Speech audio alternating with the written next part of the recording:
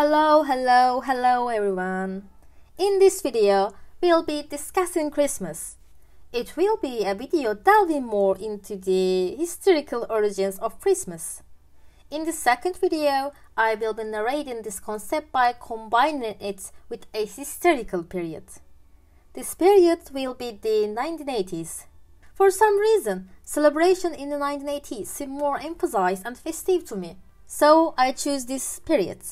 Of course, I'm not wrong to think this way, as there are plenty of social justifications for it to be emphasized in such a manner. But now, if you'd like, let me talk about the concept of Christmas and New Year, which is the subject of our video. As you know, fundamentally, Christmas is a holiday created to celebrate the birth of Jesus on December 25th. I use the term created because it's not said in the Bible that Christians should rise and decorate a Christmas tree on December 25th, watch Home Alone, dress up as Santa Claus, and exchange gifts with each other. In fact, there is no Bible verse stating that Jesus was born on December 25th. Christmas has emerged over time as a celebration ritual, drawing its roots from pagan beliefs.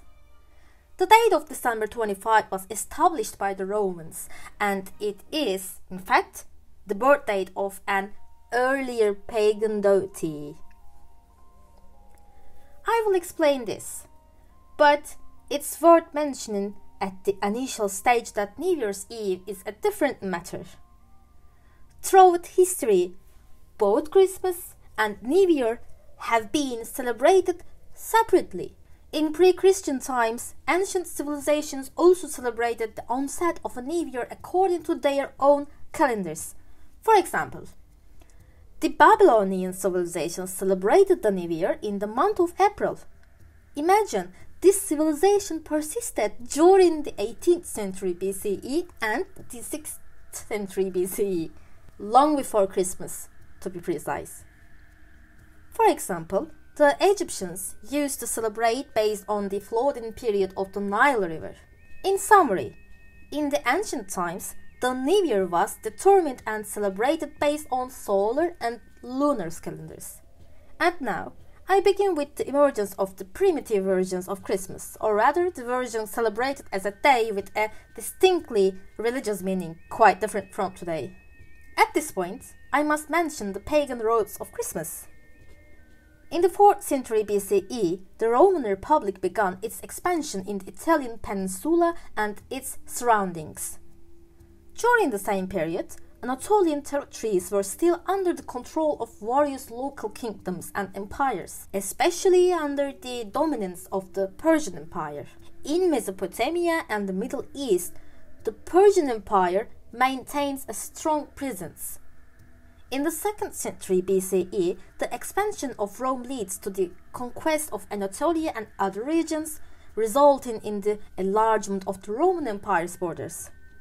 In the 2nd century BCE, there were various cultures and beliefs in different regions of Anatolia. For instance, along the Aegean shores in the region of present-day Greece, many city-states worshipped gods such as Zeus and Athena. As one traveled eastward from India to Persian territories, there were diverse Eastern religions and mysterious belief systems. All of these were part of pagan beliefs. In fact, I had never envisioned Greek mythology quite like this in my mind. When I hear pagan, what comes to my mind are witches casting spells in the forest, or shamans. However, Zeus, Poseidon, Demeter, Ares, and the like never struck me as very pagan thing. But do you know what pagan or paganism actually means? It means non-Christian. The Romans themselves coined this term. It is derived from the Latin word pagans, which means rustic or rural in English. In the 4th century AD, Christianity was officially accepted as the state religion by Rome. However, among the common people, there were still those who adhered to non-Christian beliefs, worshipping Zeus or Mithras, and the term pagan was used to label them as infidels.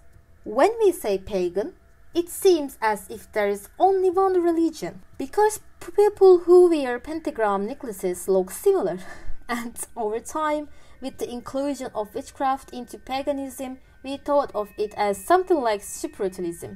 However, when paganism was first introduced, pagans did not choose it themselves.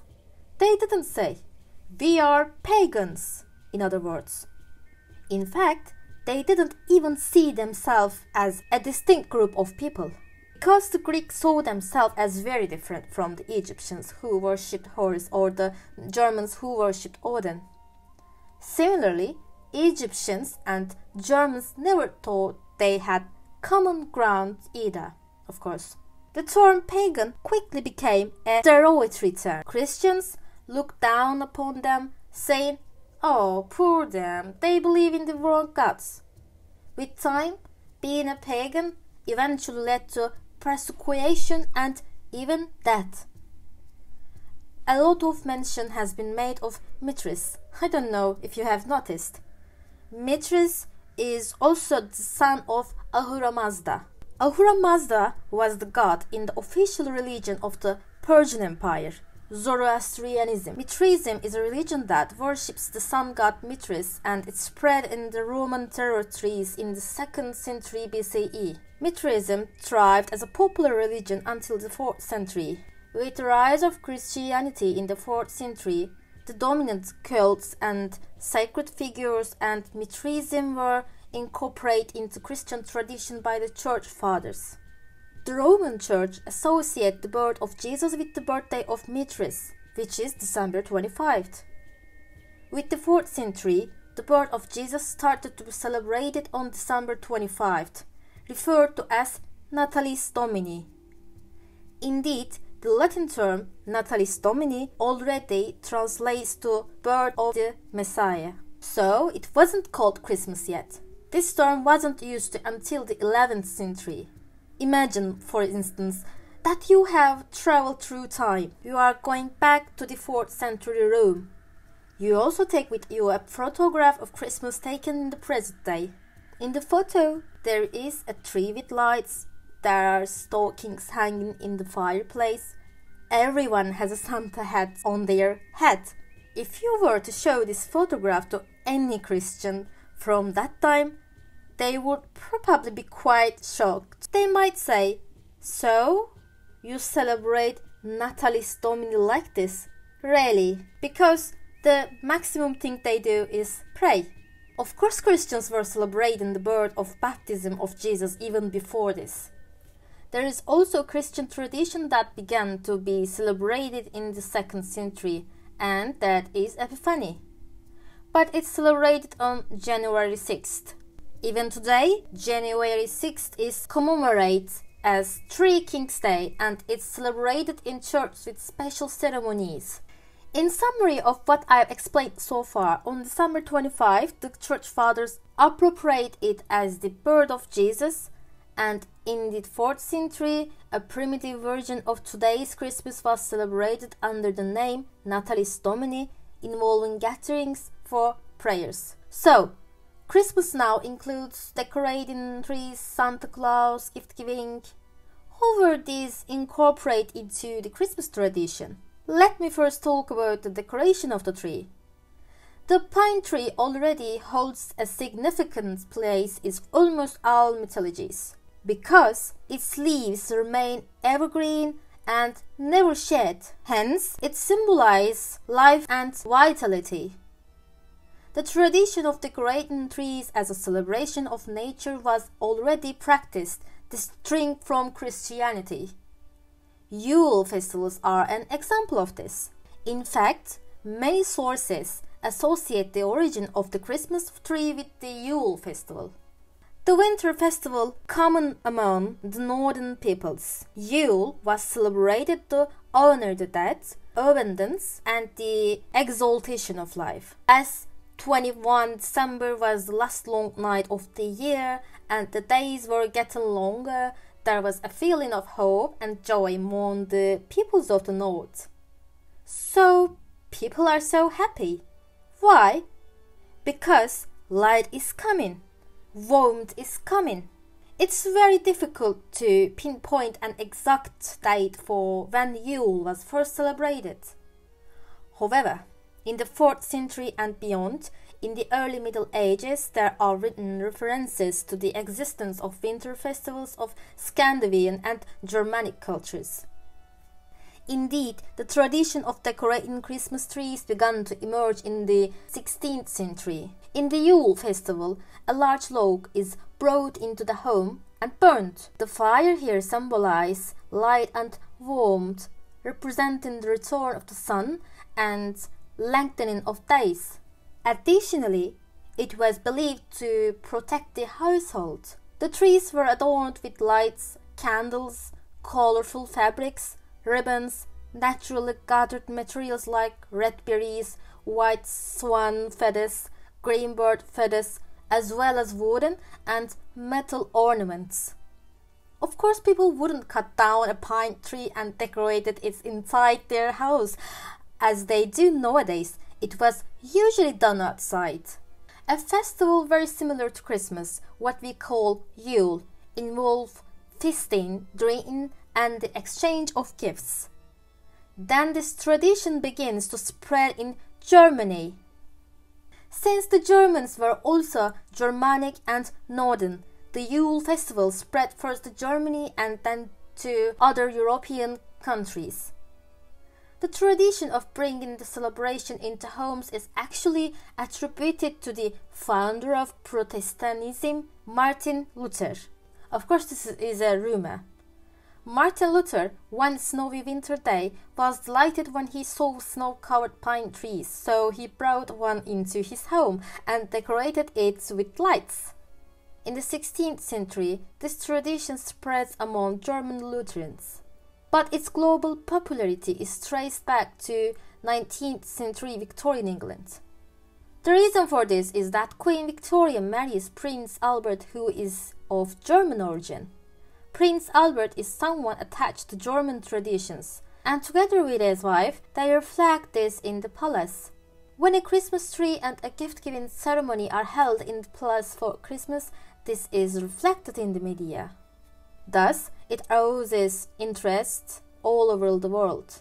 For example, after the 1840s, Russia established closer contacts with the West. Russian Empress Alexandra was of German origin and brought the Christmas tree tradition to her children. Of course, the spread of this tradition, especially in large segments of the population, takes place later, especially in the second half of the 19th century. With the great wave of immigration to America in this period, this tradition spread across the continent. In short, we can say that Germans had a great influence on the way Christmas is celebrated. Also, a lot of Christmas literature emerged during the period. The first example of Christmas literature is Charles Dickens' A Christmas Carol. This story produced the holy climate of Christmas. It was also read with great interest in Europe and Russia. In 1822, an earlier date, there is Clement Moore's poem, A Visit from St. Nicholas, and the importance of this poem is that it is actually a link that carries Santa Claus to the present. Because Thomas Nast produced the first Santa Claus drawings inspired by this poem. Nast made 33 Santa Claus drawings for Harper's Weekly magazine between 1862 and 1886. Who was St. Nicholas, whose name is mentioned in the poem that inspired this drawing? He was actually an uncle from Antalya who lived in the 3rd century. He was born in 270 in the Kaş district of Antalya. Of course, Kaş was then the ancient city of Patara and ancient city of the Lycian League of the Roman Empire. He was a very popular person known for his benevolence and always giving gifts to children. The Church of St. Nicholas, also known as the Church of Santa Claus, where he worked as a bishop, still stands in Demre, and commemoration events are held in the church on 6 December. The Turkey Postal Organization issued a St. Nicholas stamp in 1955 because of the identity of St. Nicholas as Santa Claus. Don't you think it's very beautiful? Then it took until the 19th century for St. Nicholas to become a cult figure. Artworks and poems were written about the life of St. Nicholas. It starts to be spoken in Italy, Germany, and other European countries. The bones of St. Nicholas were smuggled to Italy by the Italians. This, of course, increased the fame of St. Nicholas even more. Of course, think of it as a figure known only as a saint and commemorated in church. The transfer of the character traits of St. Nicholas to today's Santa Claus covers a very long process. Characteristics such as St. Nicholas giving gifts to children and being very helpful have been transferred exactly the same. There is also the chimney story of the St. Nicholas. He would secretly leave money bags to those who needed help. He would either put it in front of the window or throw it down the chimney. As you can see, these narratives were used in the creation of the modern Santa Claus. But his physical appearance is completely fabricated and a culture created later. Thomas Nast did not draw a bishop illustration after all. If he had, he would have drawn a thin middle-aged man in bishop's clothes. But Nast drew a fat, bearded, and old man instead. His iconic red suit and black belt were created by Haddon Sandblom's drawings for Coca-Cola in 1931. In other words, the image known today is actually an image that completely serves capitalism. Since this period, it has already gained a place for itself on a global scale. So, that's my introduction to Christmas and New Year's traditions. By the time I post this video, Christmas will be behind us. But we'll still be very excited about the New Year. So, Happy New Year in advance. See you in the next video.